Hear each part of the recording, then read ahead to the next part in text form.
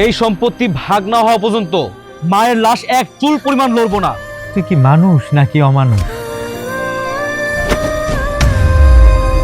তোমার মায়ের লাশটা পড়ে আছে আর তুমি কিনা সম্পত্তির ভাগাভাগি করতেছো। যতদিন পর্যন্ত আমি বাইচা আছি এই বাড়ি ভাগাভাগির কথা উচ্চারণ করবি না। আমি তো অন্য কারো সম্পত্তি চাই নাই, আমি আমার নিজের সম্পত্তি চাইছি। তুই তো একটা রাস্তার ফকির, আমার বাড়ি থেকে বের হ। আমি কি টাকার গাছ লাগাইছি দুল দিমো টাকা পড়ে যাইবো? আরে আমি তোরে পেটে ধরছিলাম। আসলে হয়েছে কি বস, উনি একজন ভিক্ষুক।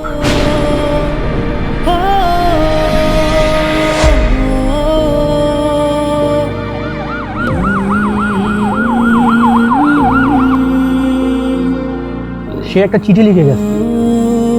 তোমার উপর আমার কোনো রাগ ও অভিযোগ কিছুই নাই।